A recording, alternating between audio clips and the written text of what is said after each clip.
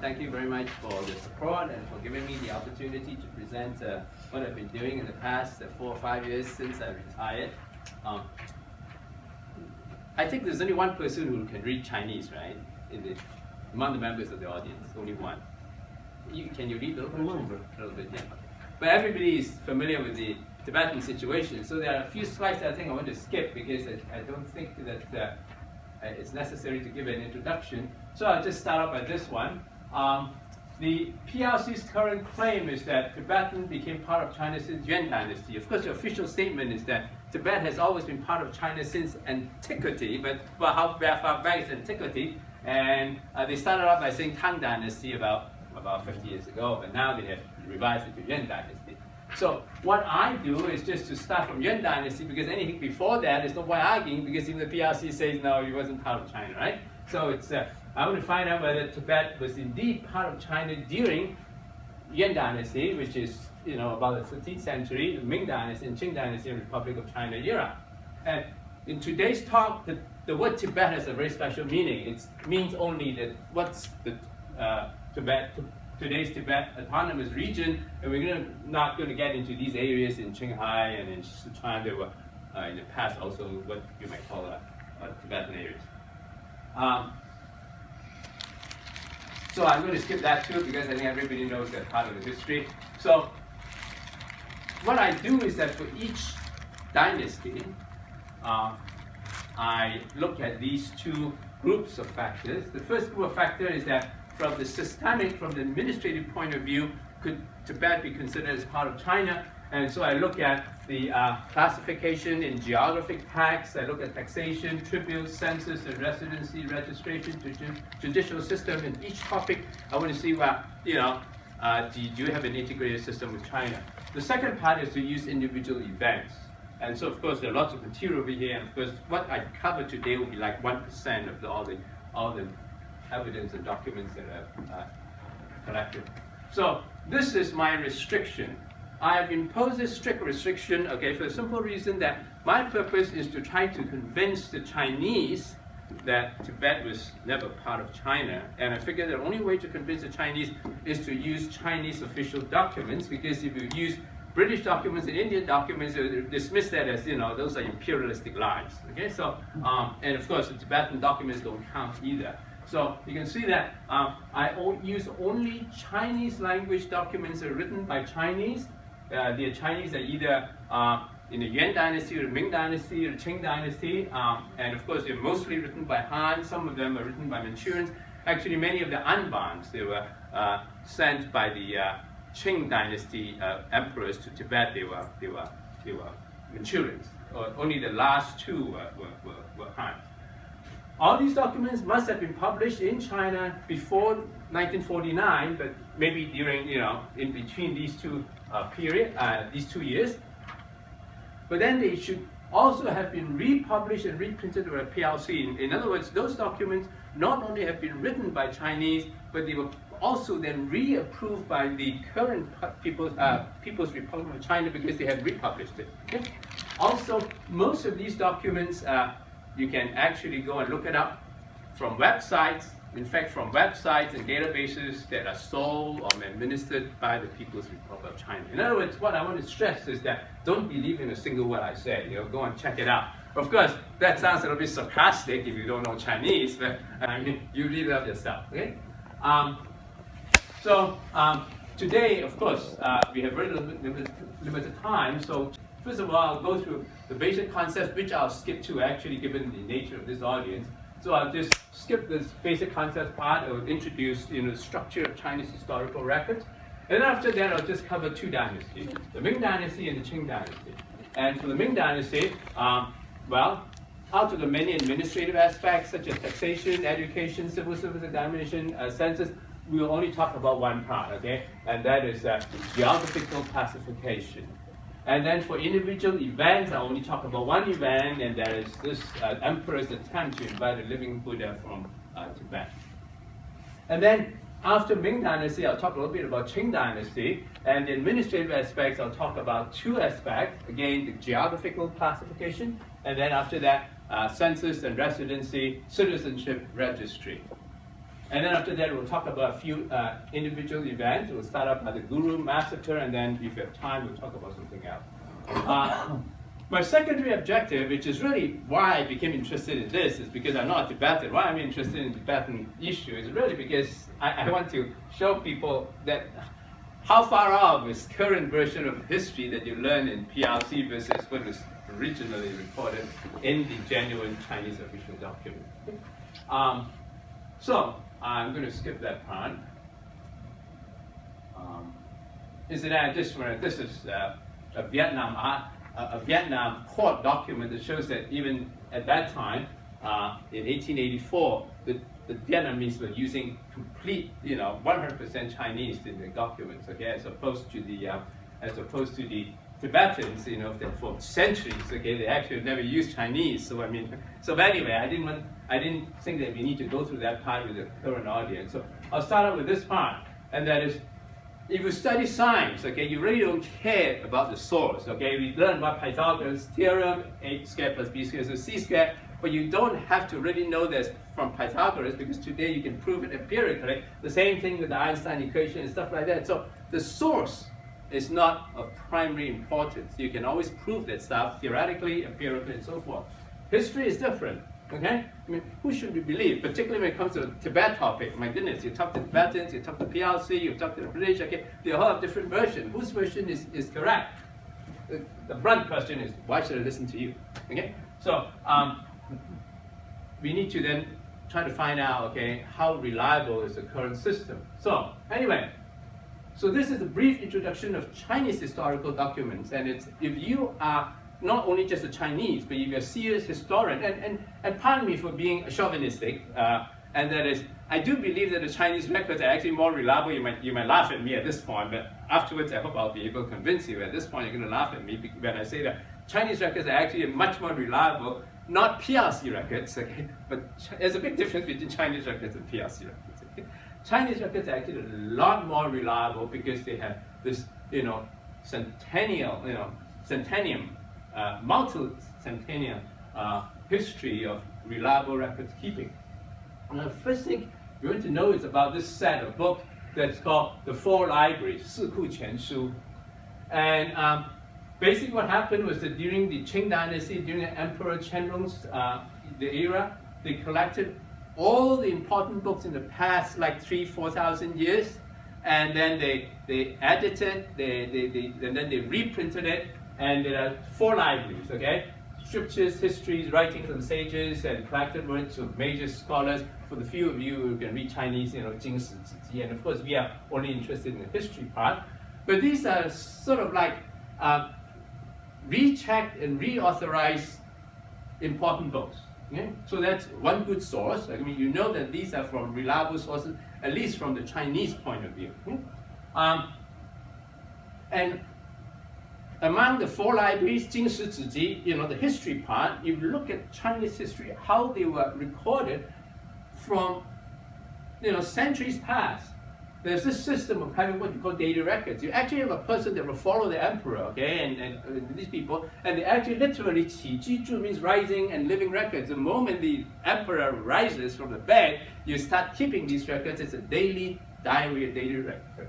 And then after these daily records are kept, after the death of each emperor, the successor, usually the son or the cousin or whatever, okay, would then appoint an editorial board to go through all these rising records of these deceased emperor and then come up with the veritable record of that emperor. Okay? So it's a system, and there's no reason why they want to tell lies. They may not record the fact that this king raped a woman, okay? But other than that, you see all the important official things they are recorded. And then after that, you also have records of all the submissions from officials and all the imperial edicts. And these, of course, they are again available actually through the website that are operated by the People's Republic of China. We have a full set of all these submissions by the Qing officials and by many of the Ming officials.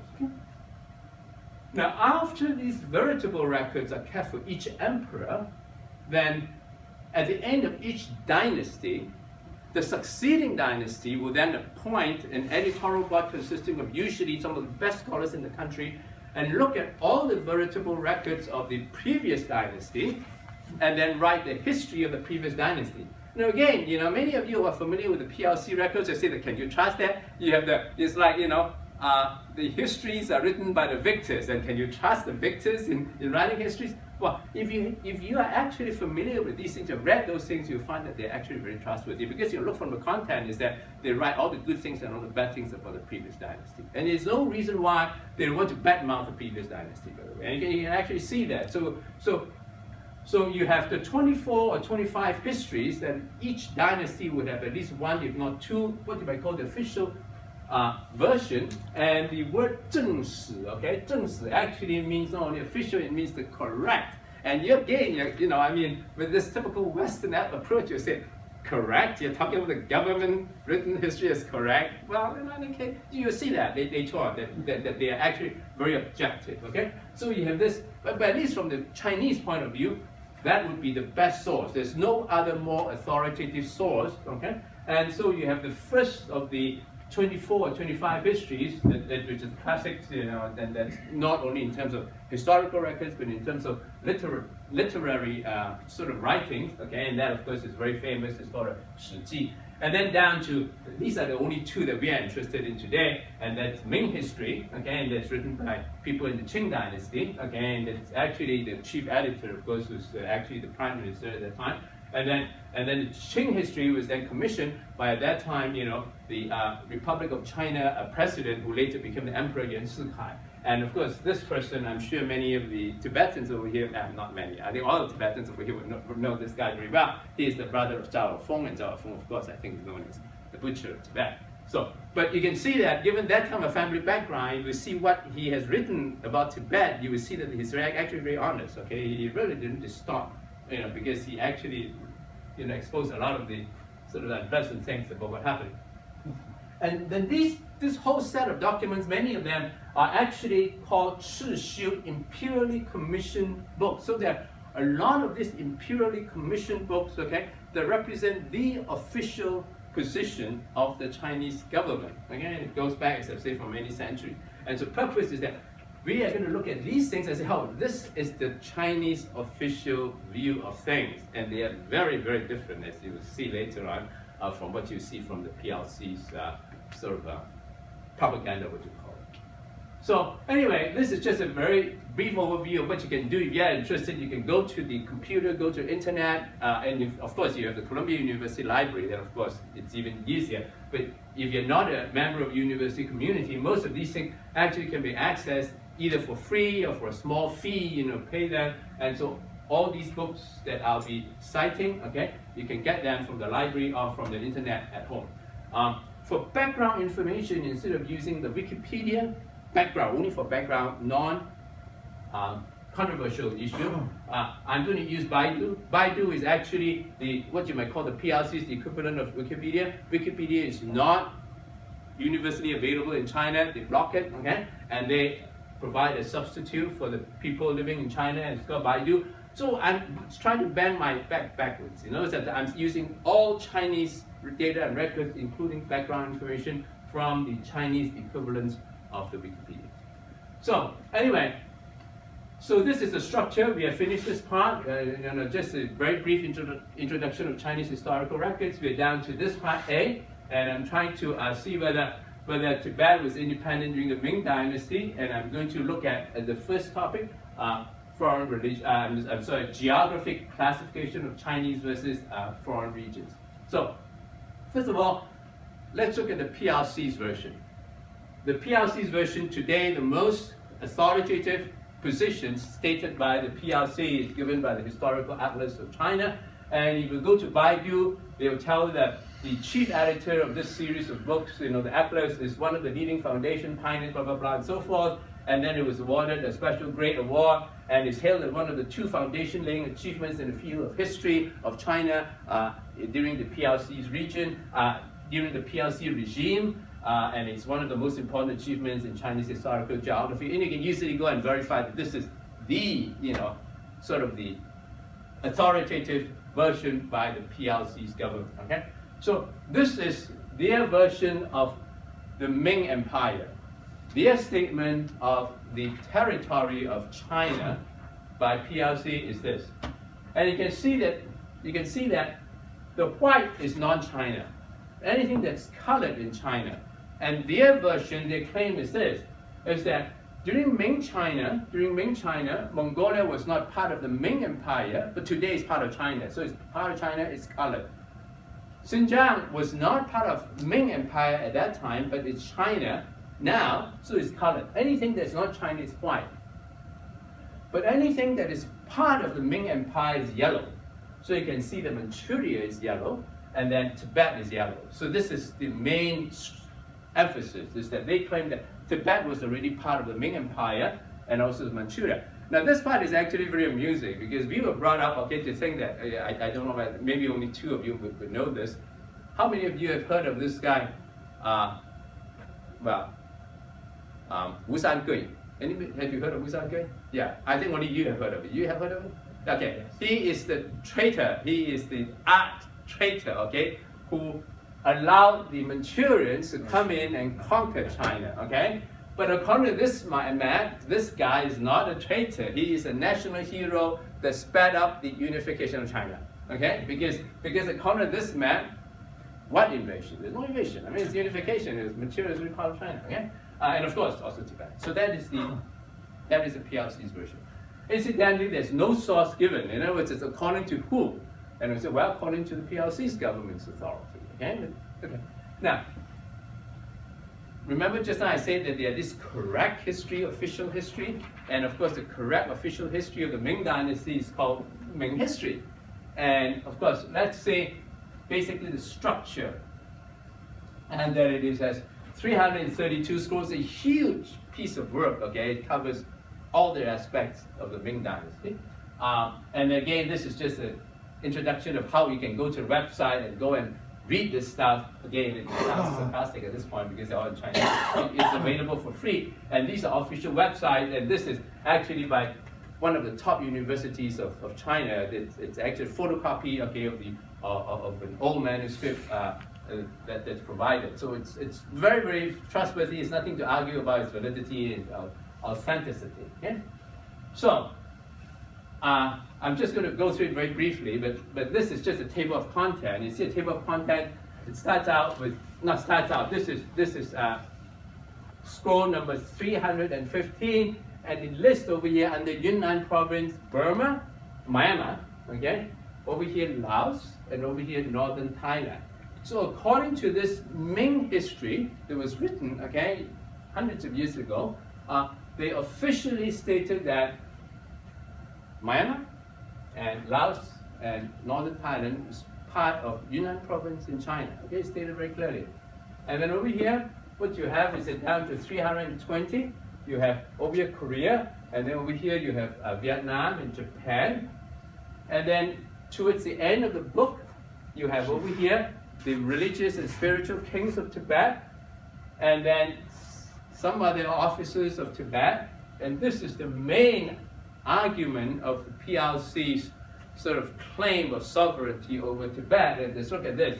We appointed this Tibetan commanding officer in Tibet, okay? So look at that, you know? So that's it. Now, but this is really very misleading. What I'm going to do is now to translate it and give you the entire structure. What we saw just now, when it's translated and rearranged, this is what you see, is that there are 332 scrolls. In other words, like parts or chapters, but these are long chapters. I mean, they're talking about booklets. Anyway, for a 2,000-year tradition, all these dynasties, when they have these what you call official histories, okay, they write about the things that are most important to the empire, to the country first. We all do that, okay? The important things come first, and the less important things we relegate to the latter part. So over here, after we have an annals of main events and all the astronomic and natural observations, which are, you know, like earthquakes or whatever, those are considered very important.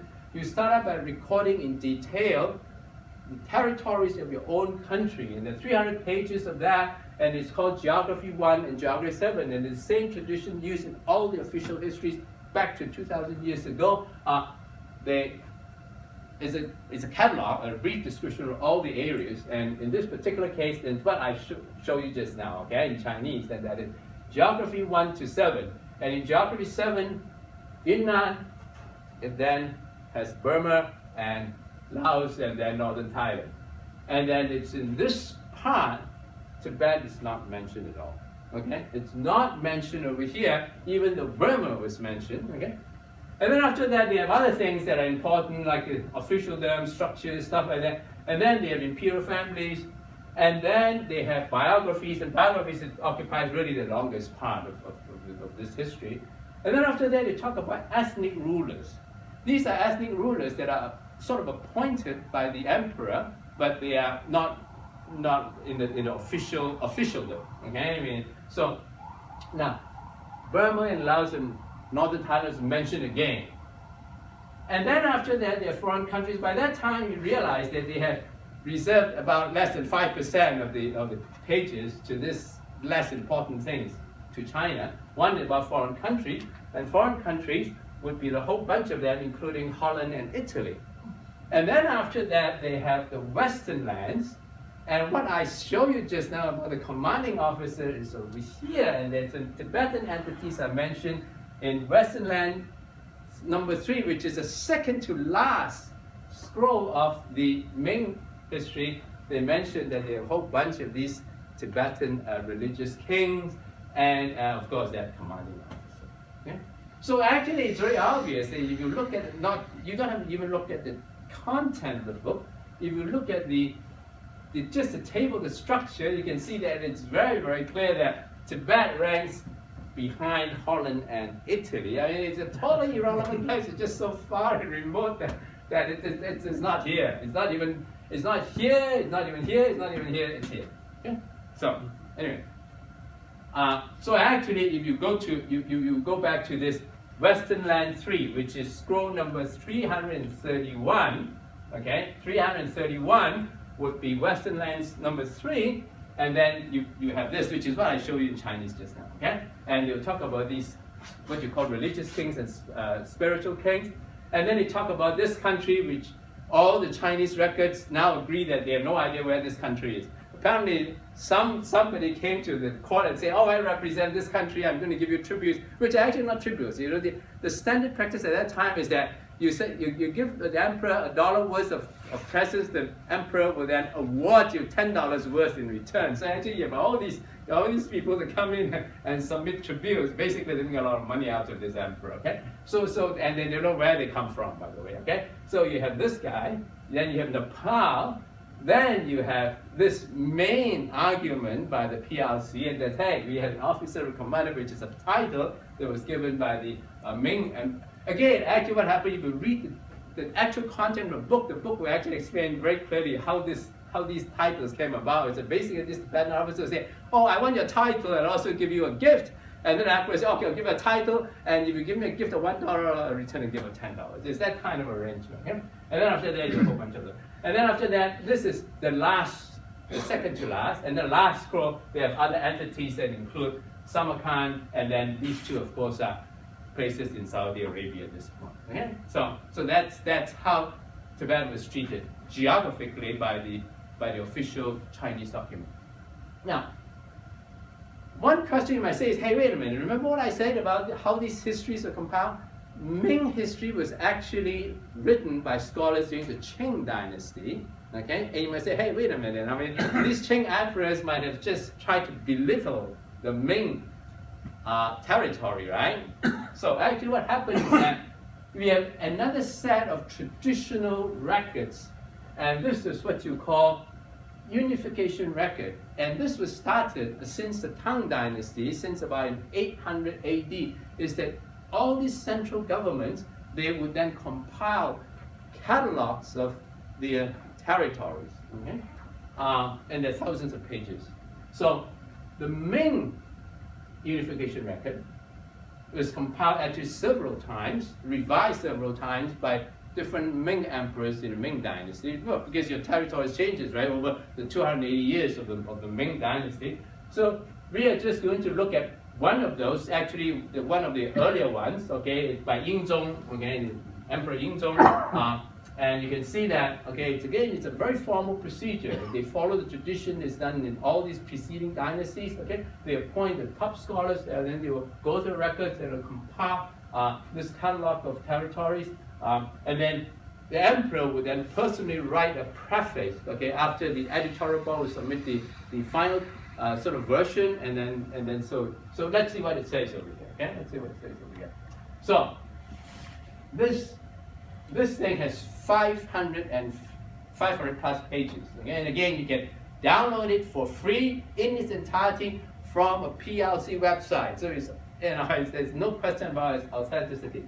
You can see that there are 90 scrolls over here. And of course, the first 88 scrolls, of course, are devoted to what's relevant to China, which basically, China's own territory. And again, you see this thing, Burma and Northern Thailand and Laos. They're listed. In fact, over here, it's listed as just part of China without even saying that it's done by ethnic rulers. It's just considered as part of regular China, and it's part of Yunnan province.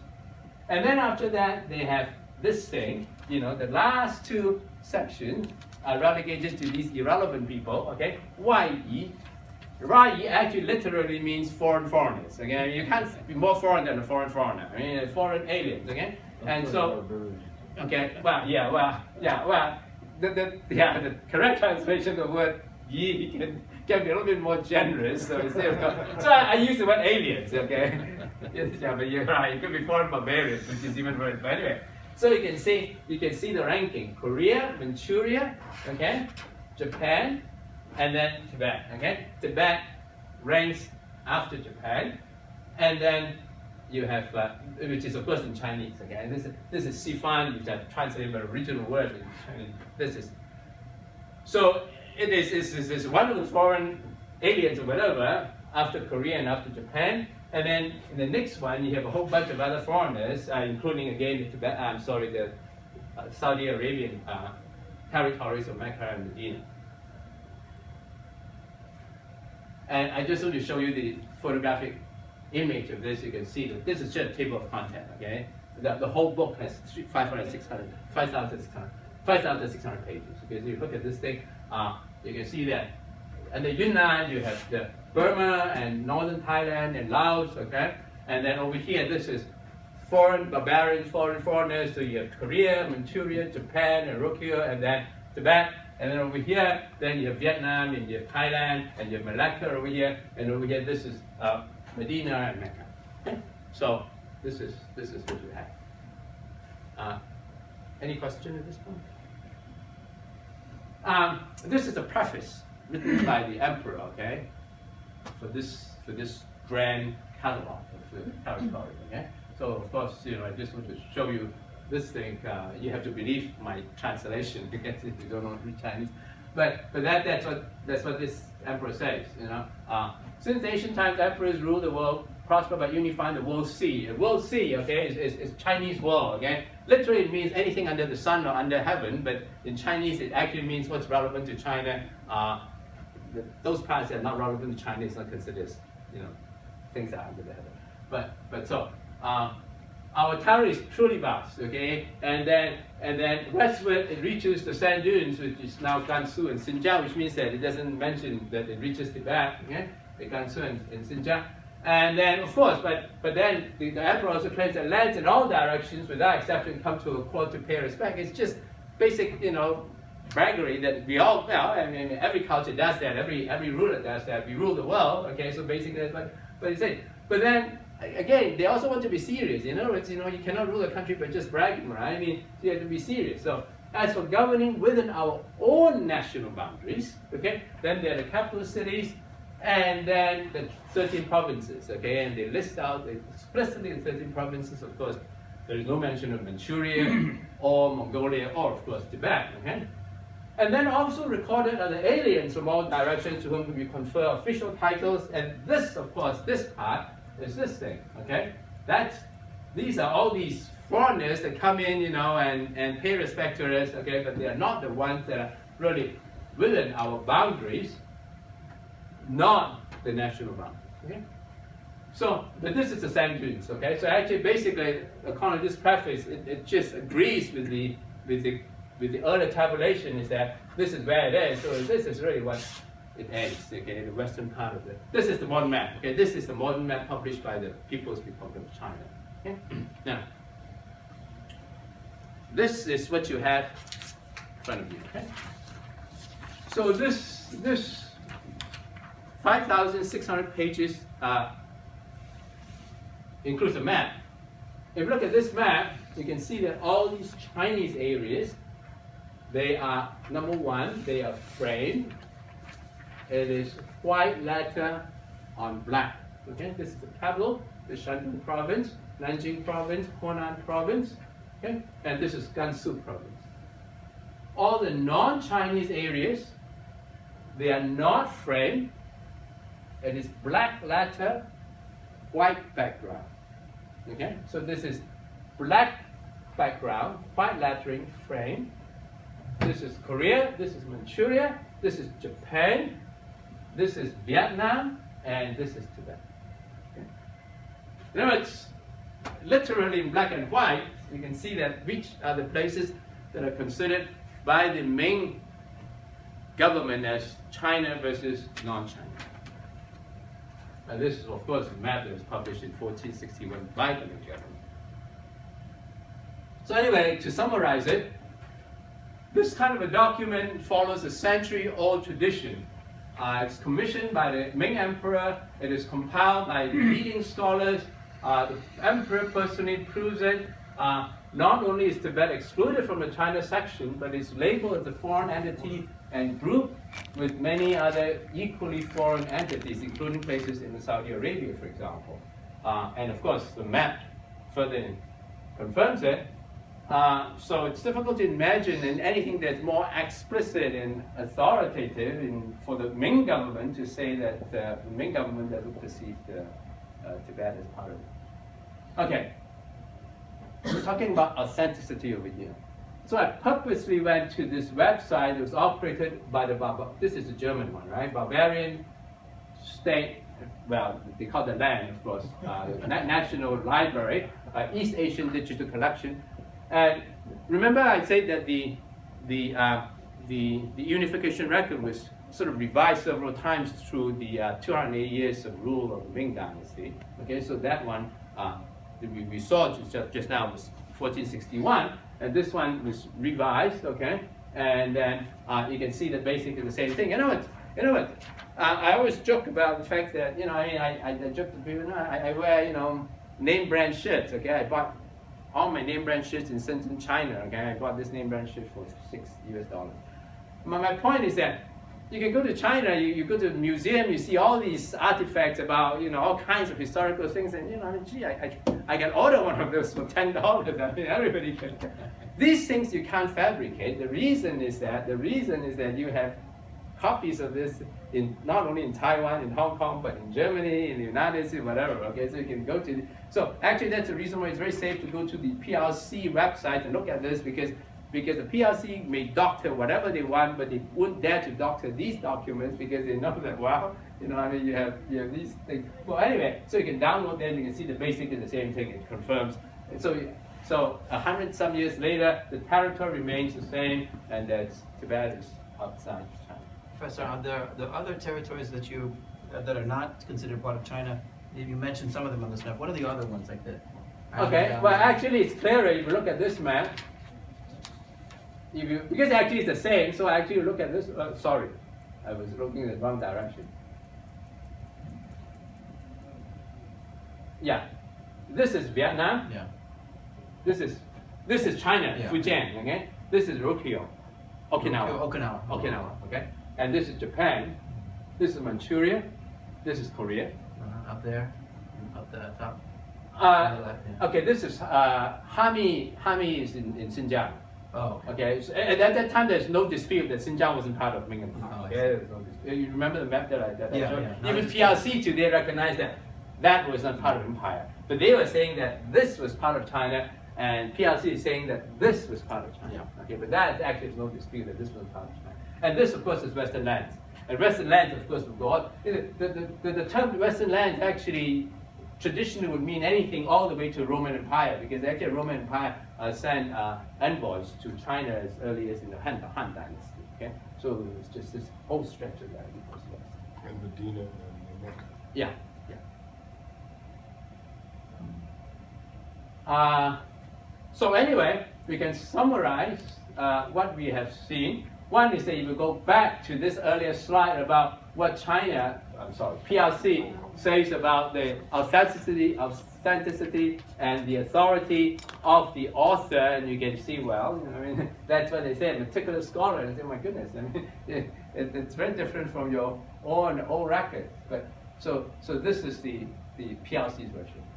So again, let me summarize. Actually, what you have is this: we have looked at three official documents. Okay, one is that was done by the Ming government, which is the unification record. One is done in the Qing dynasty, which is part of the tradition of what you call the official history. And then one is done by the PRC.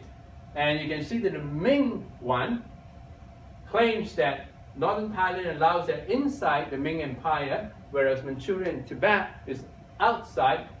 Yellow means within China, okay? White means outside China. And you can see that Ming claims that these are inside China and these are outside China. And then when Qing, they sort of compiled this Ming history, it basically consistent, okay? And they say the same thing. And again, of course, they split it into two types, okay? One is called foreign countries, 外国, and the other one is called 西域, okay? Western lands, basically the same thing, okay? Tibet is outside China, okay? So they are the same. When it comes to PRC, it's just the reverse, okay? The left becomes right, the right becomes left, okay? Thailand and Laos, okay, moves from here to here, and of course Tibet moves from here to here, okay? So then it's up to you to decide. When it comes to Ming territory, who is more believable? What the Ming Emperor says or what the PRC says, okay? So, okay. We don't have time, of course. Actually, there are dozens of these works, and some of them are governmental, many of them are scholastic, okay? And they all indicate the same thing. And I've actually looked through hundreds of these Ming-era publications, and none of them, okay, would indicate that Tibet was part of the Ming Empire. Now, if you are educated like me, okay, given my age, if you're exposed to the Chinese, Cultural Revolution kind of thing, you say that, well, I'm going to dismiss all these things, okay, they don't count, because they're what you might call, populist literature. These are all governmental and scholastic, okay. I want something populist, okay, to believe in what the people's idea is. So let me give you some idea of, okay, sorry about that. I haven't finished this slide. I do want to stress that, today you would discuss and argue with people from PRC about these territories and whether they belong to China, okay? They'll throw out all these terms that would sort of scare you, okay? They will then say that, well, we don't have to follow this theory of states from the Western world, and then they'll talk about Westphalian sovereignty and Hegel and all kinds of fancy names, okay? And you'll say, my goodness, I've never heard of these terms, okay, maybe. Okay, the important thing to know is that the material that presented has nothing to do with these foreign, Western things, okay? None of these fancy stuff is involved. It's based purely on China's own official classification and labeling of what is foreign and external to China, whatever China's criteria may have been. Okay, we're not using any Western doctrines over here. So the objection, of course, is that the masses don't read these books. Okay, so I'm going to give you an example of what are the populist books at that time. China, again, pardon me for being chauvinistic over here. Of course, the old culture is one of from what I know, is actually the earliest countries that had encyclopedias. Okay, the encyclopedias cover all kinds of topics. Started really in the Wei and Jin dynasty, which is, my goodness, Jin dynasty was like 500 AD. Okay, since 500 AD, they had encyclopedias, and by the time you have Ming dynasty, there are lots of these encyclopedias. To give you an idea of how populistic they are, okay, this is the table of content of one of the many lei shus, one of the many encyclopedias that were published. This is just a photocopy, and this, by the way, again, is done by PRC, okay? So it's a table of content. This is the geography section, and this is the various alien section. And there are many encyclopedias, Ming era dynasty encyclopedias that are still available in the libraries. I've chosen only those that contain 4 sections. I want to compare how they treat the Chinese regions versus how they treat the foreign regions. Okay, but just as a digression, this topic might be a little bit boring to you. So let's look at something that might be a little bit amusing. You can see the sort of diversity of topics that are being considered by these encyclopedias. So we have a section on breeze and moon section, and this is not a section on astronomy and meteorology. Okay, it's a euphemism for sex and love. Okay, so let's look at, for example, you look at this is scroll 23 in the sex and love section. You have this thing. Okay, this is the section on breeze and moon. Okay, euphemism for sex and love. Okay, so this section starts out with a convenient collection of basic love letters. They give you form letters of how to write love letter. And the first love letter is how to write love letter to your favorite prostitute.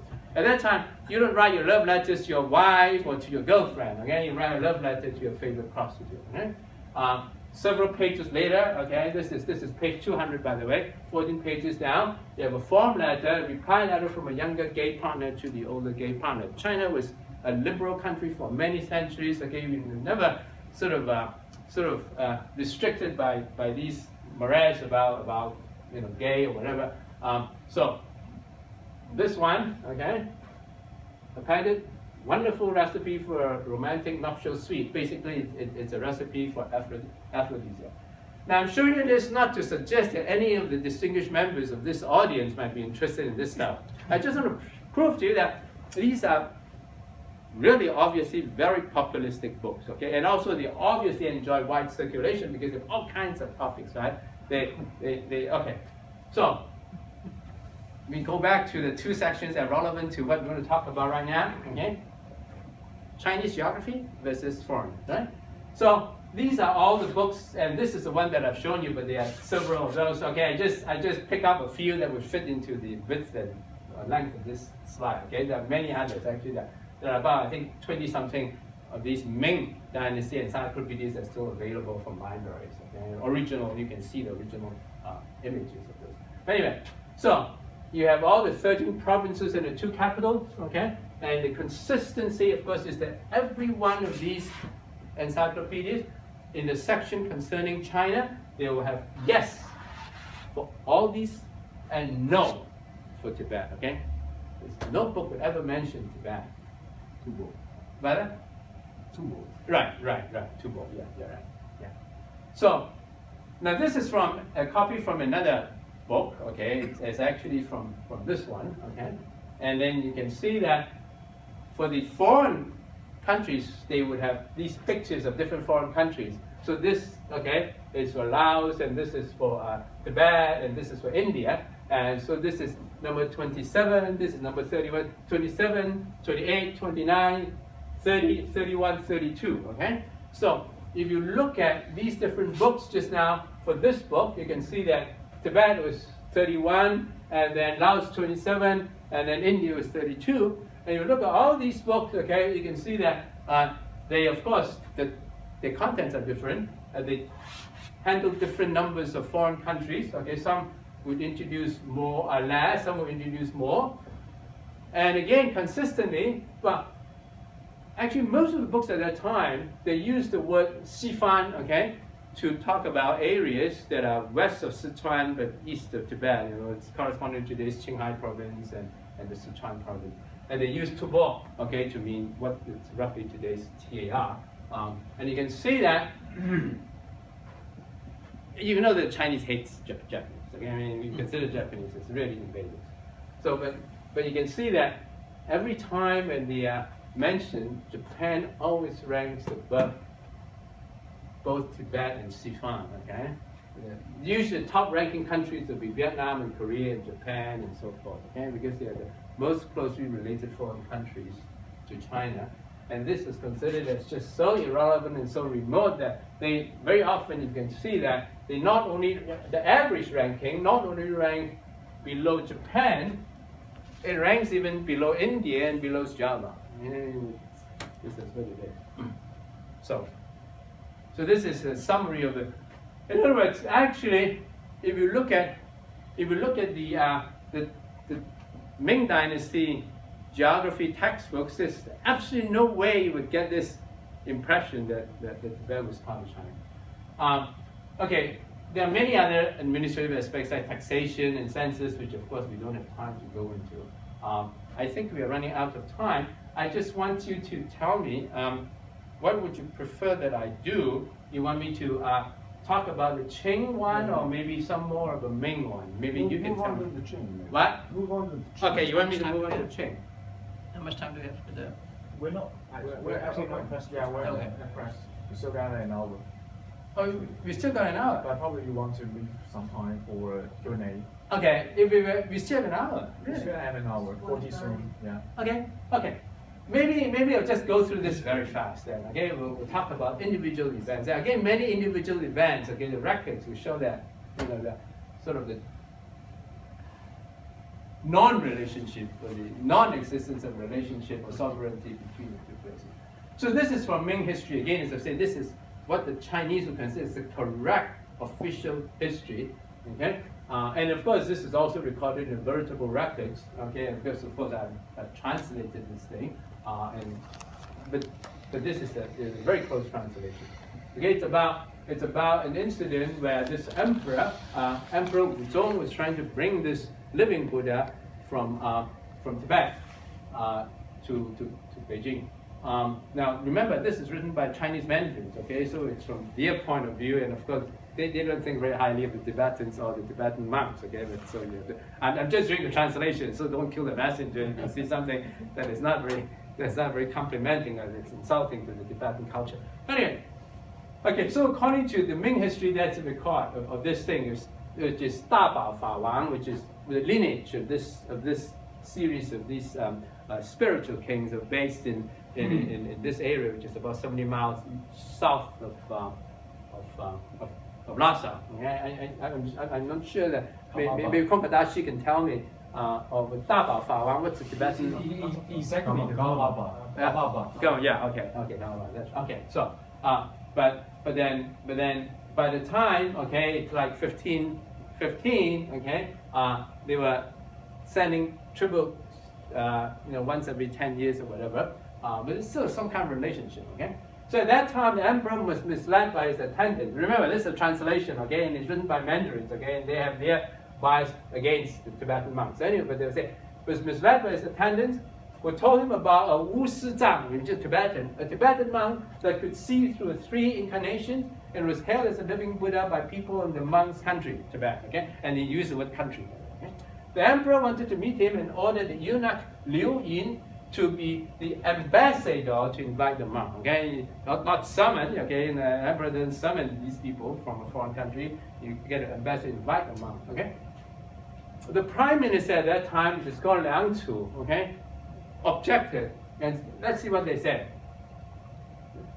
They were telling the emperor that although the other emperors of a dynasty have sent envoys there, but it was because the world sea, in other words, the relevant world to the Chinese, okay, just been conquered.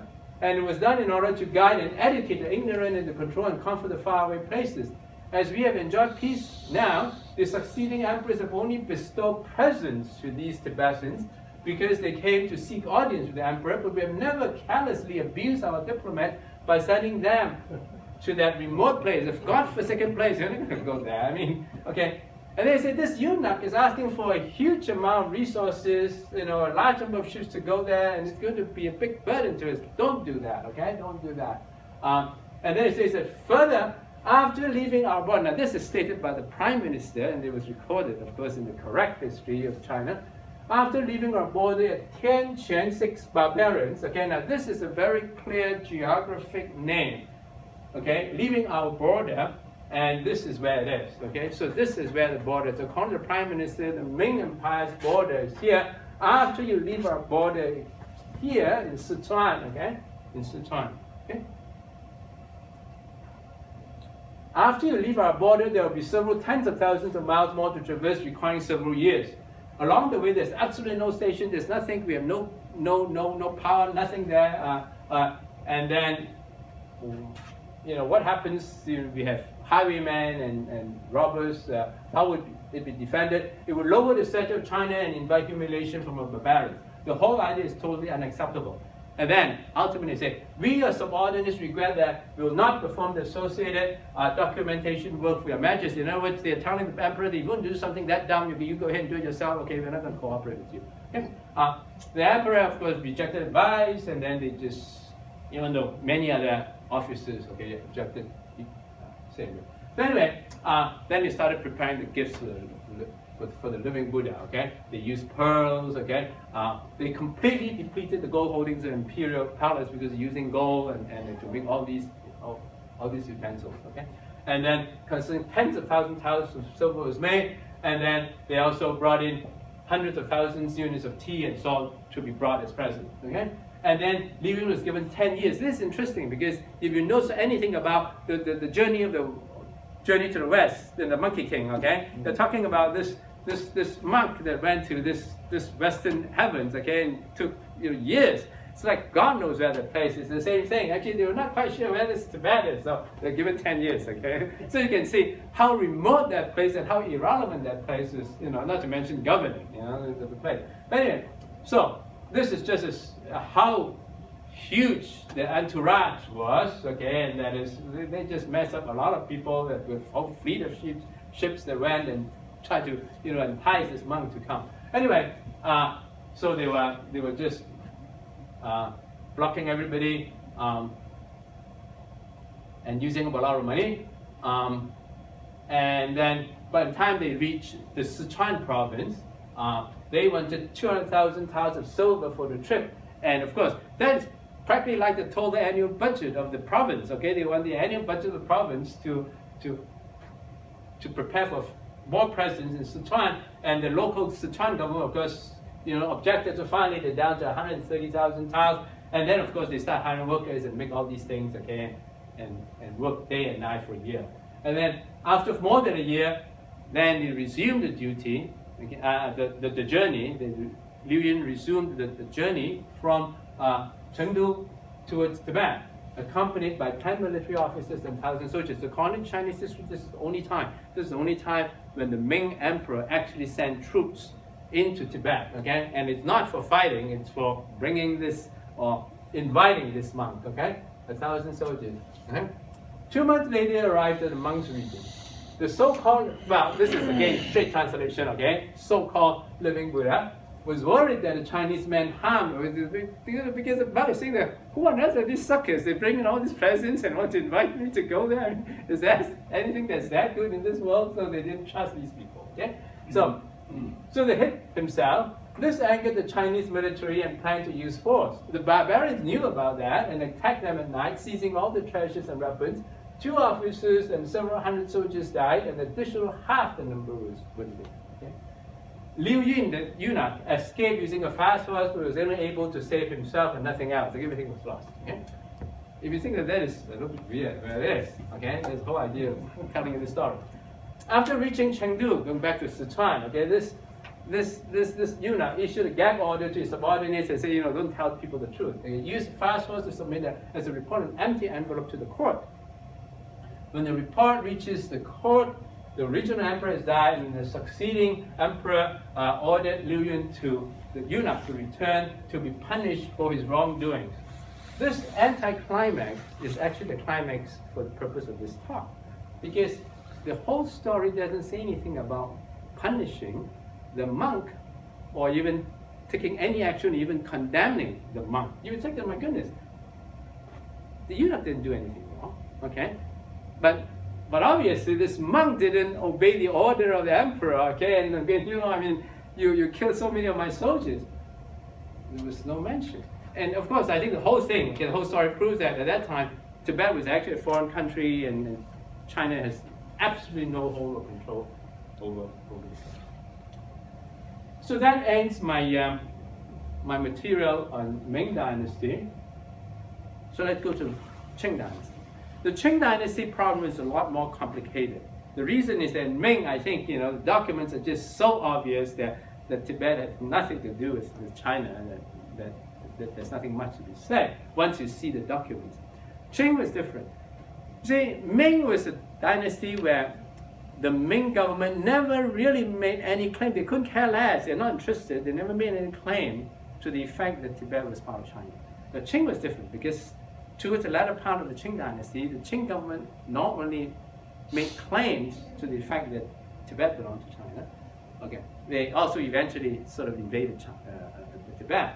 So then we have to talk about, well, was there real sovereignty? So let's talk about, I'm sorry? Okay. Let's talk about a simpler question. Suppose I need to prove that I'm an American. Well, the easiest thing is that if I am able to take out a valid current American passport, that's it, right? Current valid American passport, right? Now, if I don't have that, I can produce maybe a citizenship certificate, maybe a birth certificate, but not every American citizen was born in this country, and also not all countries are relevant, because in some countries, if you're born in that country, doesn't mean that you're automatically a citizen. It's only valid in this country where, birthright, and also, you could have renounced it, right? You could have renounced, so if you have a birth certificate or a citizenship certificate, that doesn't mean that you're still an American citizen right now. But it proves, okay? That's just an extent.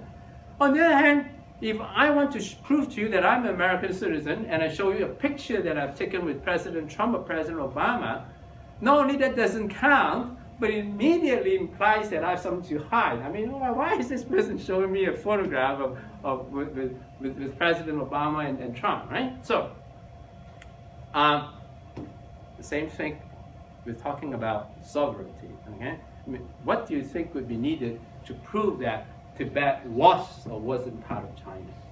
Okay? I mean, it's like passport, citizenship, driving license, or a photograph with President Trump. Now, if you look at somebody like me, again, coming back to a person like that, okay?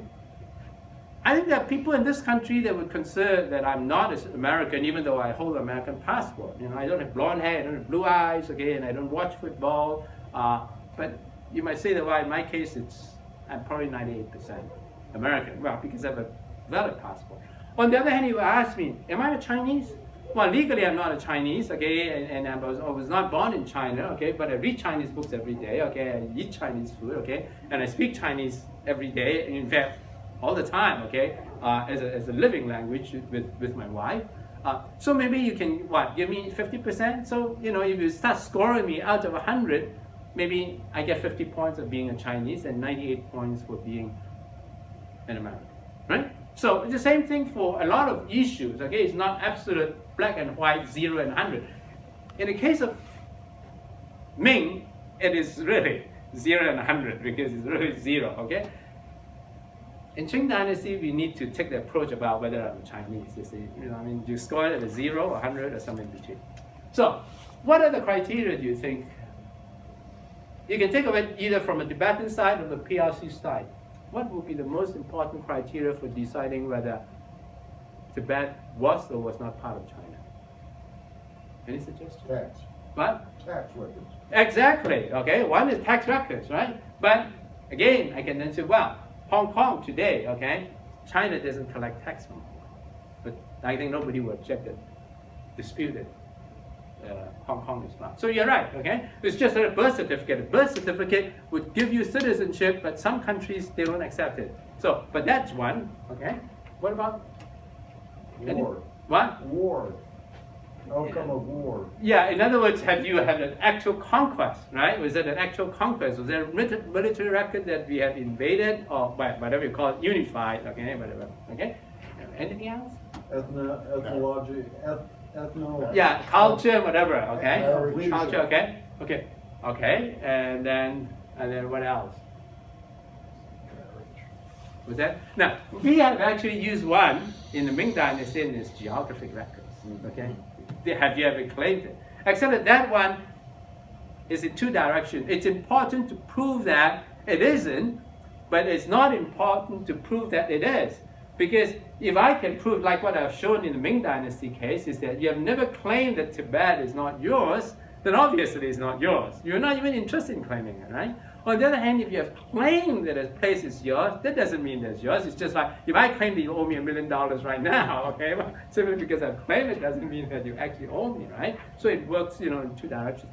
But there's actually one item that is probably more important, or at least as important as some of these factors that I mentioned just now, and that is census records, because that drives everything. The census records drive your tax collection.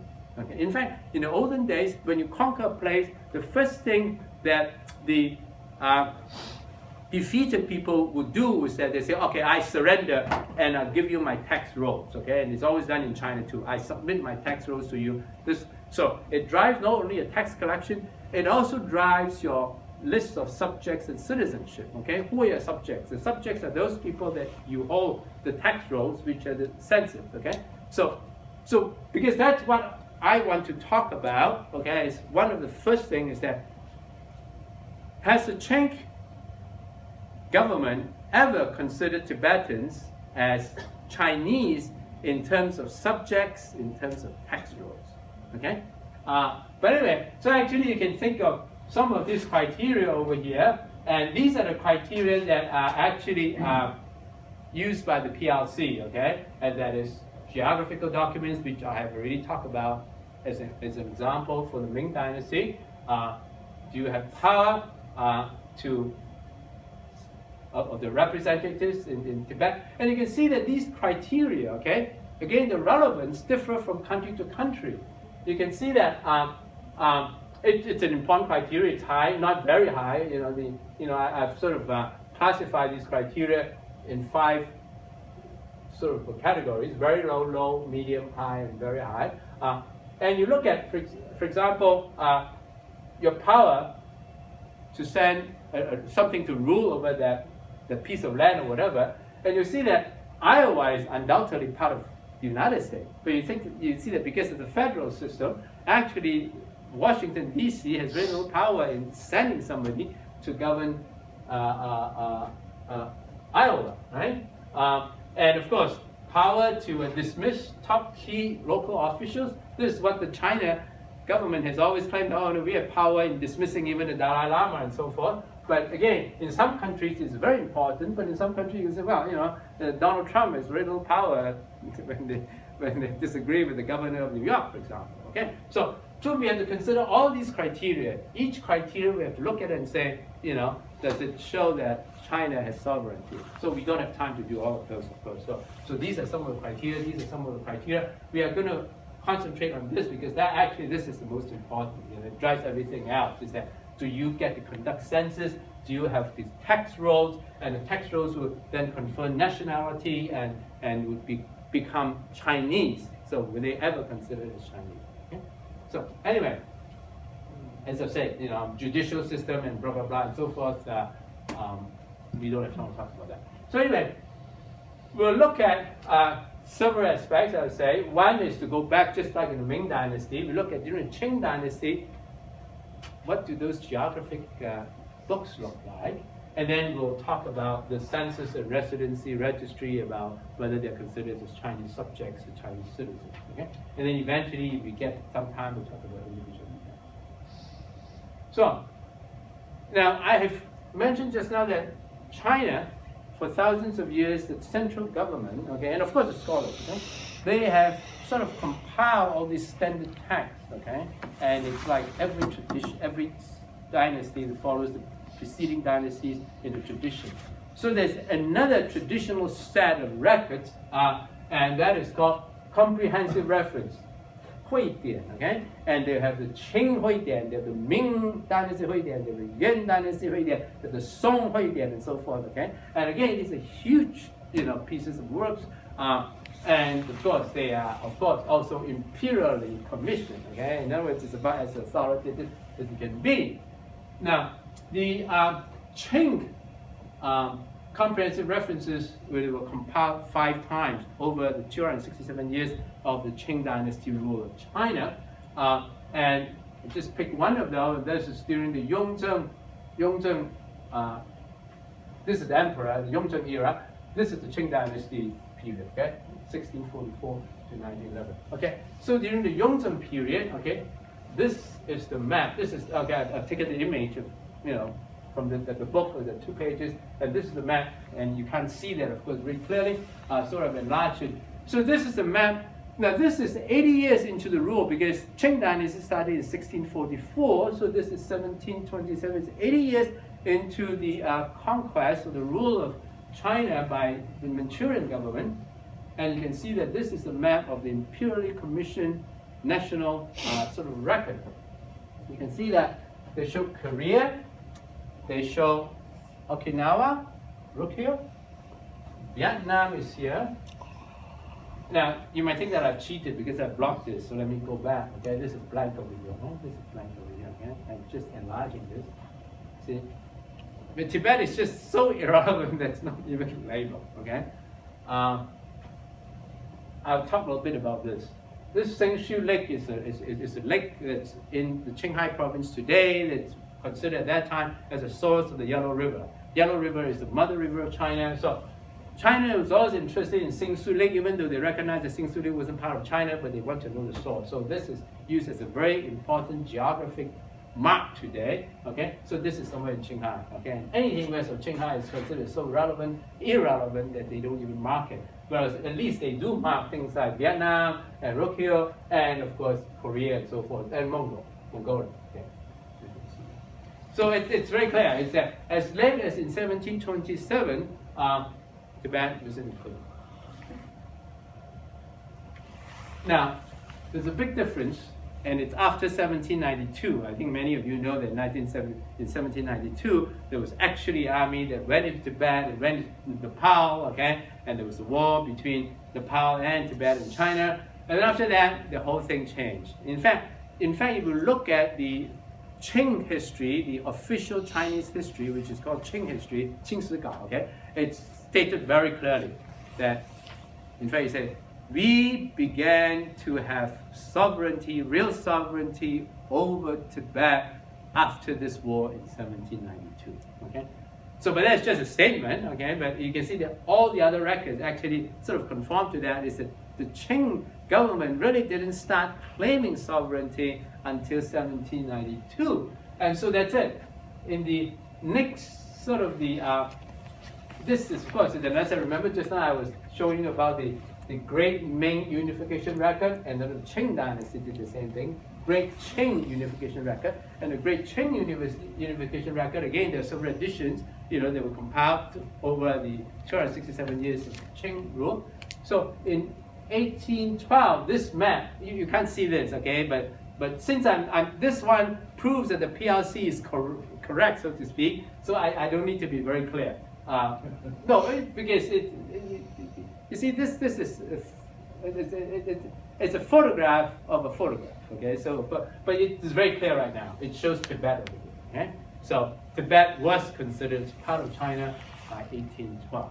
Okay, as I said, the earliest it was claimed. But remember, what I said just now was that if it wasn't claimed, then obviously it's not part of China. But when it's claimed, it doesn't mean that it's part of China. It's like, I claimed they owe me $1 million. Okay, I mean, that's what it is. They started claiming this. Okay, and you can see that right now they're showing. Okay, this is the Kazakhstan border, this is the Hindustan border, this is the Nepal border, and Tibet is over here, and this is all China. Okay, so this is the Chinese map. However, even for a book like that, when the map they do claim that Tibet is here, which is, well, obviously part of China, okay, and then they have border over here. But if you look at the structure of the entire book, this is a huge book, by the way, okay? If you look at the structures like that, so this is the unification record. What I'm trying to show over here is that even by the time after 1792, when the Qing dynasty was interested in claiming Tibet to be part of China, they're really not that confident about this, and they don't know where to put Tibet because they know that Tibet wasn't part of China, they had no control over it, but they want to claim it. So let's see how they treat it in this unification record. We saw the Great Ming unification record, right? So right now this is the Great Qing, one of the editions, okay? And this is the Jiaqing period, which I said is after 1792, after Fu Kang'an went to Tibet and then won the war against the parties. You can see that you have altogether 560 scrolls, okay? 560 scrolls, you have the gray area over here. You have over here, this is real China, and it takes up 515 scrolls of the 560 scrolls. This is what is relevant to China. And you can see that all those that are actually ruled by China, they have this appendage that's called governing department, 统部, okay? So they say that there will be Zhili, that means it's Hebei province, governing department, and then they have Shengjing, governing department, 统部, and then they have each of these provinces, and each of these provinces are labeled governing department. And then after that, they have this thing with Xinjiang, governing department, and then this occupies scrolls 516 to 531. And what you see is that they have two parts. One part is they're talking about what is today's Xinjiang in China. And then they have this part where they explicitly still label them as governing department. And then they basically name all these areas that are today's Kazakhstan, and this Kokand and Tashkent, they are in today's Uzbekistan, in Afghanistan, and even in Pakistan. Okay? So these areas were all claimed very explicitly by China to be governing departments. Okay? And then after that, they have a few bunch of these governing departments.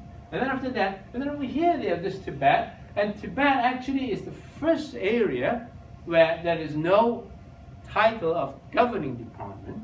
Okay? And after that, they have all kinds of tributary countries. And interesting to know that China also claimed England, which of course is, you think of England as being the big bully, right? Claimed that England is one of the tributary countries. And then later on, you can see that France was also claimed as one of the tributary countries. And I think what I'm trying to show over here is that, yeah,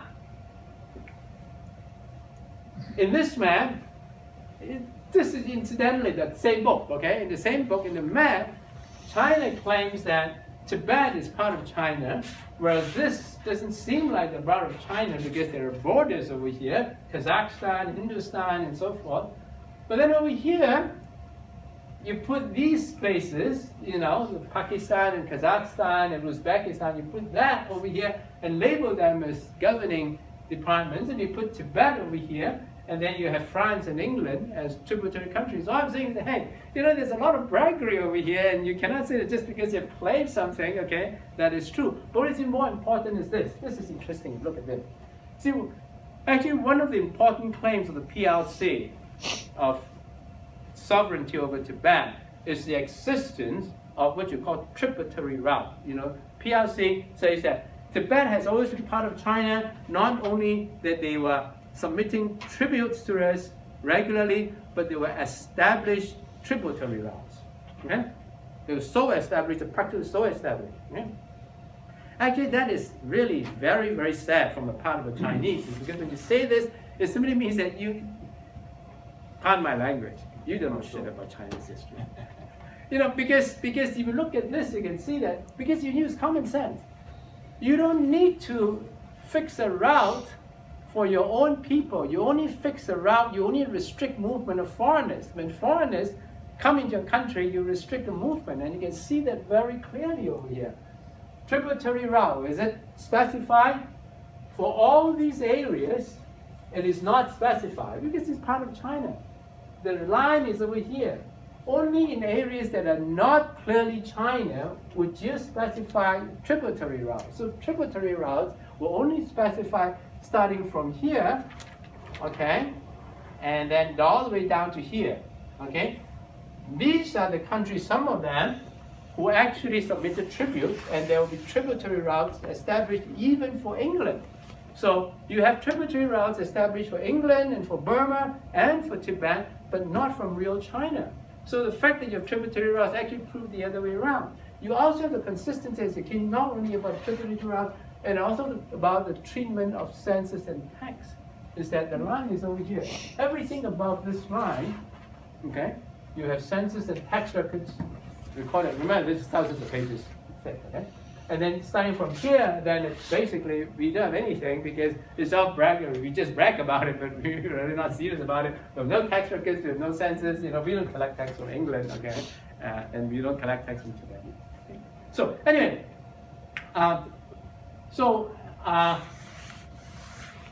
we don't have time to go through this, so I think I'm going to skip all this. But let me give you an idea, okay? So I have looked at 10 classics over here, okay? There are actually more, but so we have looked at some of those.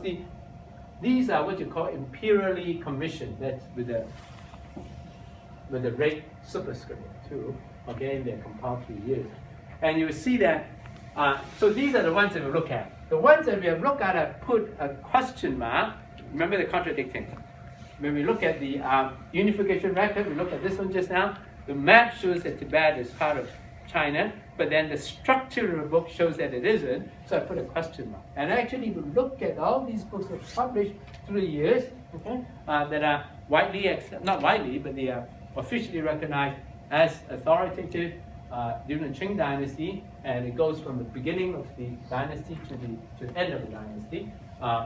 And of course, Qing history, which is official history, of course, was that compiled after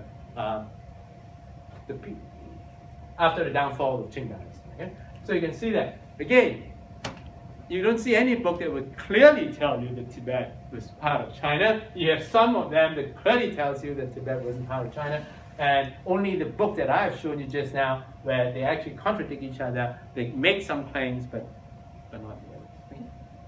So the sad thing is that these imperially commissioned records are not read by 99.999% of the Chinese. Okay, 99.999% of the Chinese not only have not read these books, they don't even know of the existence of these textbooks. Okay, so when we talk about Chinese history, we talk about the PRC's version. Okay, so my question is always this: is that when you talk about Qing dynasty events, who do you think is more trustworthy? The Qing emperors, the Qing officials, or the officials today? Yeah. So anyway, we have finished talking about the classification of Chinese and foreign regions for the Qing dynasty. So the second topic I'll talk about very briefly is about census and residency registry. Again, China, of course, keeps immaculate records of a lot of things. One of the things, of course, is population records. And this, again, is another set of what you call imperially commissioned thing. Okay, and this, again, is a traditional set, and this is called Qingding Wangchao Wenxian, okay? Research of imperial dynasties records. And I have two parts of it. The first part gives you the records of early Qing dynasty, okay, and you have the Kangxi period, you have the Yongzheng period. This, of course, this is second emperor. The first emperor is Sun Zhi. Okay, there was the Kangxi and then Yongzheng and then Qianlong. The Sun Zhi one, okay, there was a time really before they have conquered whole of China, but after Kangxi. So all these years, they have very, very clear-cut records of populations. And so this is an example, okay? For the year of Qianlong 48, which is 1783, they will tell you, okay, the province down to the last digit. Now, whether they're accurate or not is a totally different issue, but they do keep these records, okay? So, and then they break it down to each province, okay? And again, Tibet is never mentioned, okay? And then, of course, they then separately, because over here you have two scrolls. In scroll 19, they have what you might call interior China, and then in what you call the external fan regions, what you call, we'll talk about what does fan means, okay? But then they will then specifically mention that Mongolia's population, they are in scroll 20. So scrolls 19 and 20 talk about Chinese population in China, and they publish banners and stuff like that. That is never mentioned. But this is for the Qianlong era. After Qianlong, then you have, remember, we have actually used this weight here, okay? Comprehensive references. We have already talked about it earlier, okay? So we bring that back and talk about the population records over here. And again, it's the same thing. You have the Qing Empire compiled this sort of standard records 5 times, and the population figures were given for every part of the empire in every version, okay, of this imperially commissioned records. Again, the same thing, you know, they'll tell you in what year, okay, this is the Guangxi year, where the populations are, and they will specifically tell the Ministry of the Interior, duties of the ministers, manage residency registry of the relevant role of China, and then they'll also then tell that, well, with the exception of the population registries of external Fan Mongolia managed by the Fan office, Li Fan Yuan. Okay, please remember this term because I'll talk a lot more about that afterwards. Fan. So again, Tibet was never mentioned. Okay, it's never mentioned any place where the Tibetan population is of any relevance to China. Okay, if you go further down, you see that there's such a definition of what constitutes Chinese people. The Chinese people of the Chinese Qing Empire, the 2 kinds. There are the internal people, who actually literally means, you know, belly, you know, internal core people, right? And then there's the border people, French people, the Bianming. And so then they'll tell you, who are the internal people? And they'll then tell, you know, basically again, you break it down to every province, you know, in Guangxi, certain year, and then this is province 1, province 2, blah, blah, blah, and down to the last digit. And then they will also then tell you about these border people, and this is particularly interesting because they have records for what's today's Russia Tuva Republic. Okay, that was Siberia. It was part of Qing dynasty territory. 768 households. Okay. They also will tell that now this again is well recognized as non-disputable if you know enough about Chinese and Tibetan stuff, and that this place is called Tibet's 39 tribes, Xizang, you know, 39土司. That is well recognized to be an area that is somewhere in the border of Tibet, and Sichuan is not part of Tibet. And it's very obvious if you look at the number, okay? We're talking about a number of tribes, but basically these are small tribes, 39 tribes, together they're 4,809. So all these things are accounted for, but Tibet itself is never mentioned. Even something like today's Russia's Tuva Republic, okay, 768. So anyway, so this is an example of how the Chinese population records are kept. Okay? This is what I talked about just now, imperially commissioned records. Okay, these are the Jiaqing Emperor. This is Guangxi Emperor. Okay, and this is what you call the official history. So you can see how populations are handled. The core people like Shandong province, you can see that every year they keep records. And of course, population records, they do vary from year to year, right? So you can see that from 1812 and whatever, okay? You can see that it varies, okay? They are so meticulous that even for this place that's so remote, that's in today's Siberia, okay? They kept records, imperial records, 595. And then later on, it increased to 768. And then over here, then it's specifically stated, okay? This is remember, this is the one that is edited by the brother of Zhao Feng, okay?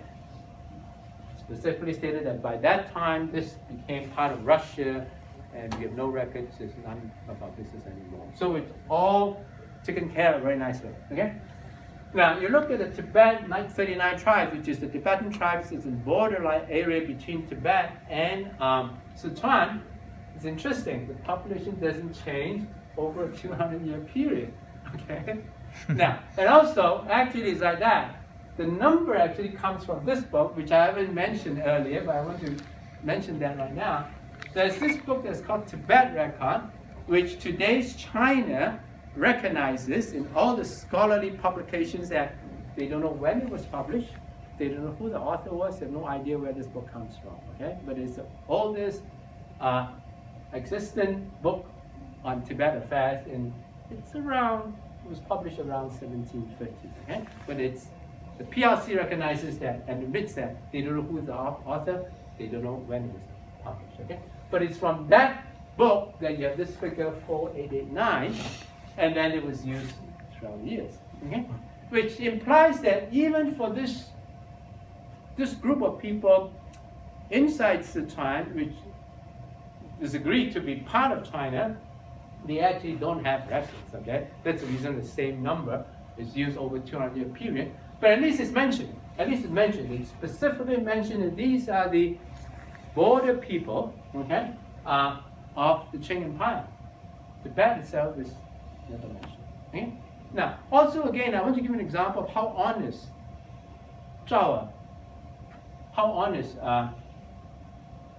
Xin was. Okay, I mean, you might think that he's the brother of the Butcher of Tibet, but you can see that when he had to write up these things, he knew that something was wrong. Okay, I mean, these areas are really not part of the Qing Empire, but politically he had to write this thing down. So you see, in the Qing history draft, which is the correct history of China, when they are dealing with these populations, okay, they follow the 1,000-year-old tradition by putting these population figures into the geography section. Remember, I mentioned just now that in the correct history of China, every dynasty, you have a geography section where you have a complete compendium of all the territories in China, and then it includes then, of course, the tax records and population records, and this is written there, okay, in the geography section. That's a lot. But, Yeah. Unfortunately, we still got 25 minutes. Okay. So probably it will be better to move on faster. Okay. And we can have Q&A session. Okay. Yeah. So anyway, so let me just finish this then. But when he has to write down the records for something like that, he had enough honesty not to put it here. He was under pressure to put it somewhere because you have to recognize that we have to write something about this area, right? But he put it under military, which is like totally irregular. But that's to indicate that, well, but then Tibet is not even mentioned at all. So anyway, so that's it. Tibetan people were not Qing Empire Chinese people. So anyway, I think we are going to skip. So anyway, let me show you this. So actually, Tibet's population is mentioned somewhere, not in these imperially commissioned publications, but in other publications in China. So I want to show you this, and this is in that sheet that I handed out. So maybe you can look at that, and this is an example of how the PRC get the records. Okay. As I said, if you look at any of these official Chinese publications, imperially commissioned, governmental, you will not find any Tibetan population records. Okay, but these are some of the semi-official ones that you can see. And the first one, as I said, is that they don't know who the author was, when it was published. Okay, and you can see that I've translated the text over here. Okay, and it says over there that there are two groups of people. One is under Dalai Lama, one is under Panchen Lama, and the number of lamas is so many, and the number of common people is so many, and then so many. Okay, and after that you have a fairly famous book by a famous author. So he wrote the book in 1845. Okay, and then I have actually translated that section over here. You can read the section. You can see the numbers over here, and you see that basically the numbers are exactly the same. Okay? And then when correct history has to be written by the brother of Zhao Feng, okay, he had this difficult task, and that is, where is he going to come up with this population? We are supposed to put down the population, right? So first of all, he didn't put it down in geography. He put it down at the bottom, at the second section of the book, where there's a small section in Tibet. So instead of putting under geography, as in the tradition, also there's no way for him to find the data. Remember, he was at that time the governor of Sichuan and the governor of Manchuria. His brother was invaded or conquered or unified Tibet, right? He would know where the records are, but obviously you couldn't find a record. So he used the same set of records in 1920, okay? And it's exactly the same, okay? In other words, what we are seeing over here is that China not only doesn't have the records, China couldn't even get the records from the Tibetan government, so they have to use the same set of records over a 200-year period. the more interesting thing is about this one. Okay, this is all pre-1949, not pre-1949. This is, of course, PLC, and this book is very, very authoritative. It's by this guy by the name of Ya-Han-Zhang. I don't know whether the Tibetan friends over here, have you heard of this guy, Ya-Han-Zhang? He's one of the most important Tibetologists, official Chinese. He was, eventually he became the Vice Chancellor of Inner Mongolia University. Anyway, so this is cited repeatedly. And I don't have the time, but you can go through this. You actually would see that 1963, when Ya-Han-Zhang wrote this book, he used the same figures, but then these wordings, these sentences that were giving numbers for the people, for the household, he converted them into serfs. Okay, and it's just literally the word people was just changed into serfs.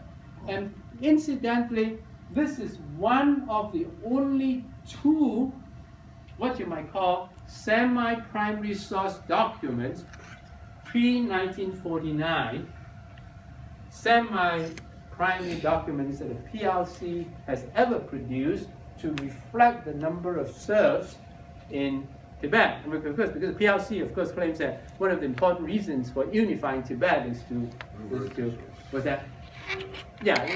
save the serfs. Okay, so but their quantitative proof of the number of the prevalence of the serfdom is basically from here. Is that if you change the population first figure from a book like that, nobody knows the source, and that's it. I think if you run out of time, maybe I should just stop you here. Were there anything besides the 39 group that were in that book? I mean, did they list other border people? Well, yeah. Well, there are people in what's today the Qing. Okay.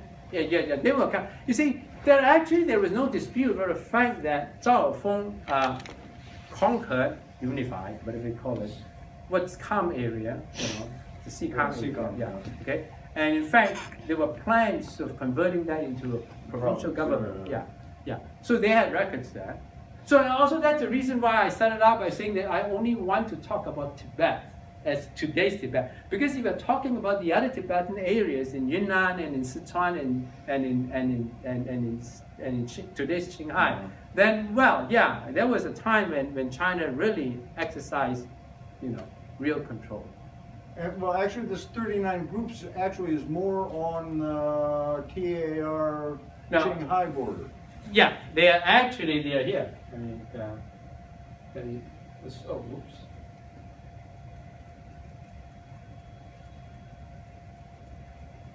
Actually, if you look at the at this map, okay, which is produced. Well, actually, now I don't have the map here, but if you actually go to how do I go from to the start? Start. I mean the first page. I just want to go to the first page very fast. Beginning. Yeah. Okay.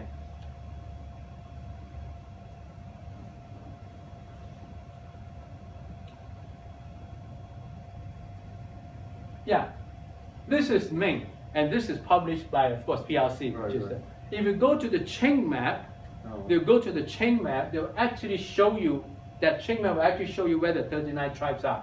And it's over here. It's the border of... It's really the border between Amdo and TAR. So again, even the PLC government recognizes that the 39 tribes is this area that's border area between Sichuan and, but there's no Sikang today, okay? But it will be, at that time, ROC will be Sikang and Sichuan and Tibet, somewhere over here, which is outside Tibet. But a lot of stories about 39 tribes, because there were all these claims about Tibet, these 39 tribes being part of Tibet, but every time when the Qing emperor wants them to do something, they would then refuse to cooperate, and then there were all these curses. Well, and then they were usually under the, in the later period, they were usually under the Muslim warlords. I mean, Yeah, the yeah, old Nanchen yeah, military camp sort of was to control them in a way. yeah. And But that was ROC. They considered themselves Horpas. Yeah. Which Yeah, isn't really Mongolian, Mongolian, yeah, really, yeah, it's Tibetan, yeah. it's- Well, yeah. There are all these Mongols, okay? Because there's also the Qinghai, there was the 49, okay? There's the Tibet 39. Yeah, there's all these tribes, okay? But of course, what's relevant to my topic is that these are not part of the TAR. Actually, that again, there's no doubt that I think in the Qinghai province, okay, contrary to what the Tibet government claims, I think the sovereignty is rather debatable. As to who had control, there were the Mongols, there were Tibetans, and there were the Qing Empire. Even ROC had some control over Qinghai. Briefly, what is the Guru massacre? But That's a young husband. okay, the Guru massacre. It doesn't take that much time. Oops, sorry.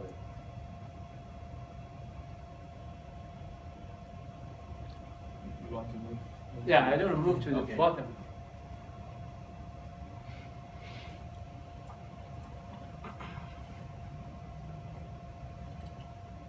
Okay. Yeah, that's enough. That's enough. Well, I can go through that very fast. Okay, these are the basic background, non-controversial information. Okay, Britain invaded Tibet twice. The background of which is also very interesting, which I don't have time to go into. Anyway, the invading British Indian soldiers battled with Tibetan soldiers at the place that's called Guru. Okay, there's the second invasion of Britain into Tibet, and the casualties were very much higher. Well, they had much better weapons. I mean, the British had much better weapons, and the day after the massacre, it was reported into the British government, and even in the British Parliament, there were debates about whether we should have used such excessive forces against these people. So there were, and the English language accounts. Okay, even at that time, as early as that time, and that of course is in 1904. There's a massacre. The British label as a massacre. Right? So anyway, with this background, just want to see the two versions, the PRC version and the Qing dynasty version. The PRC version, as you can see, they started doing research on this in 1957. I'm going to sort of jump a little bit because I don't have time. So I'm going to tell that actually China doesn't know about this until about 1957. Before that, China had no writing on that. Okay, this was a massacre that was condemned by the British themselves. The massacre happened in 1904. Okay, no condemnation, no discussion. 1957, okay, there was this report.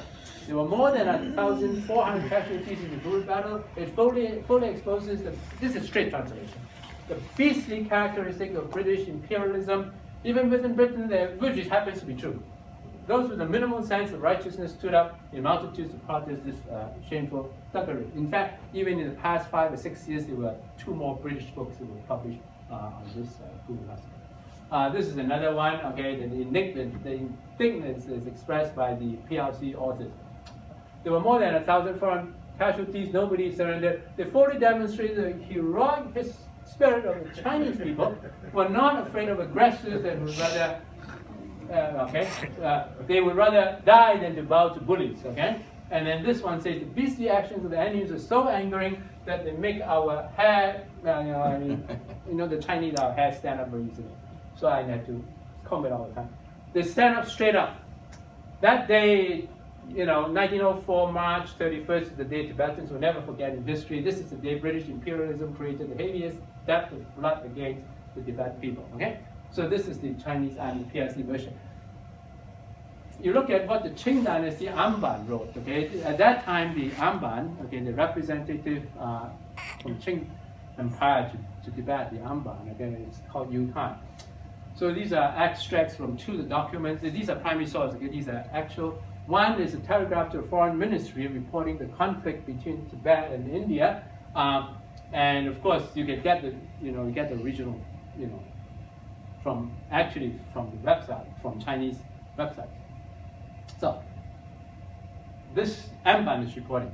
I met Dalai, and I earnestly and sincerely endeavored to explain. Actually, 开导 means that yeah, actually no, Kaidao is like what the Americans are trying to do to the Chinese or the Russians or even North Korea today. Okay, you try to try to guide them to the right path. Okay, and people usually go this way.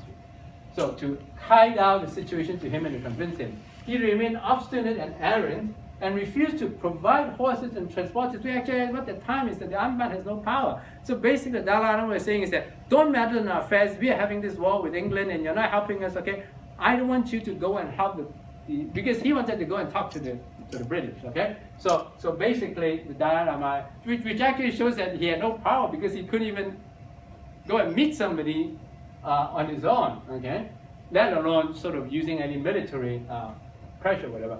It is unwise to assist.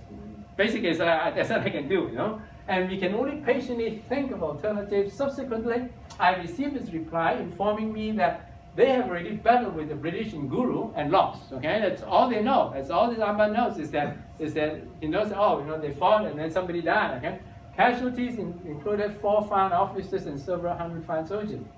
His reply also stated that matters in defending. That's Dalai. He's quoting Dalai Lama. Okay, again, it's straight translation. Defending Tibet's territory should be decided by the Tibetans. We have mobilized the Tibetan troops in eastern Tibet and request the great emperor to mobilize the Han troops and to help us in defraying military expenses. After reading this, one becomes so furious that the attitude that I have would stand up straight. The brigade that has stands up straight over here. But it's for a very different reason. It's because the Amban's position over here is how dare you ask us to help you to fight the British? Because at that time, the position of China was actually to support the British. They wanted the Tibetans, okay, to give in to the demands of Britain. So they were very shocked that the Tibetans would have the gall, you know, to ask them to do this. So, and you can see what this Amban says. The British and the Chinese, you know, it's very clear by that time, okay, used to be that these are all barbarians, okay? They used to call the British Yin Yi, okay? And this is Zhang Fan, they're all barbarians, okay? But after the Opium War, the British were upgraded from Yi to Ren, okay? In other words, they were upgraded from barbarians to human beings, okay? So it's very clear, okay? This is the Yin Ren, okay? The British people shows compassion towards the Tibetans after the victory and values international friendship. In contrast, now this is, you have to remember what the PRC version, okay, about the indignance, about blood bawling and this blood vengeance. Over here, the Empire is saying that. In contrast, the Tibetan, you know, Fan are stubborn and unreasonable, daring and reckless. The only way to make them realize the fall is to let them battle and let them be defeated. Because at that time they have no control of the Tibetans. They're actually hoping that the British would teach them a lesson, okay, and which happened to be true. Because after they were defeated by the British, then eventually, as you know, in 1909, the Chinese army actually went in and were able to defeat the Tibetans, and they were able to occupy Lhasa for about 1.5 years. So anyway, I think that we'll let the British weaken them first. Okay, so at this point, they not only refused to provide transportation to me, but in spite of the repeated secret instructions from you, the emperor, okay, they refuse to obey. In other words, you know, they just don't listen to it. Fortunately, the British understand the situation, and it does not affect our national friendship. If the Tibetans are dealt another major defeat by the British, they will be totally disabled, and it will be a change of luck for us, for the Tibetans will have to obey us. Okay, this is the report to the Chinese government. He also wrote a letter to the commanding officer of the British Army, which is Colonel Younghusband, and that's even more interesting. Okay, this is the letter, okay, official correspondence between, and then you have over here the Amban Yutai, okay, to Younghusband, which is the name of the British commanding officer. The British commanding officer also wrote a letter informing the Amban that, look, we had this battle with the Tibetans, and then that's what we have done, and I'm going to let you know that. Because at that time, actually, the Chinese Amban was collaborating with the British in trying to subdue the Tibetans into giving in to the demands of the British. So that's what the Amban said to the British commanding Younghusband, which is won this battle, or rather committed this massacre, which the British label as massacre. Let's see what he says. I've noted the various aspects stated in the letter from Your Excellency, which is to Younghusband, you know, because Younghusband wrote in the letter, right? So, okay. The Tibetan military commander did not obey my, you know, he pretends that he's still in power. So he says that The military command did not obey my prohibitions and shockingly dared to initiate troubles and resort to violence and Guru against you British. The glorious might of your great nation defeated their horde, okay, not the military. The wording is very interesting. Their horde, their people, okay, but it's like, these are not really respectable soldiers. Although they deserve the sufferings because they were at fault, this great officer, the Amban, must admit that this is also my fault because I failed in guiding them. Okay? Fortunately, your excellency, the British, took pity in the roguery and ignorance and forgave the past errors. You have released all the captured soldiers and you have also ordered that the wounded be medically treated. You are truly benevolent. You apply both compassion and might. Remember, in case you're confused, I want to stress once more. This is a letter from the Chinese Amman to the British invading officer who just, committed the massacre. You apply both compassion and might wisely and bring boundless blessedness and well-being to Tibet. And my translation isn't very good, okay? So I'm going to put the Chinese over here, but those of you who can read Chinese. 仁者用心，恩惠并助，造福西藏的洋人。 This great officer, which is I, can only plan to lead the Tibetan fun people to place flowers and incense on an altar and send you our thankful prayers from afar. 为是率领番民返乡来袭。 So this is interesting how the two different versions differ in describing the same event. What's even more interesting is that those things were just completely sort of ignored, and then for over 50 years, the Chinese never said anything.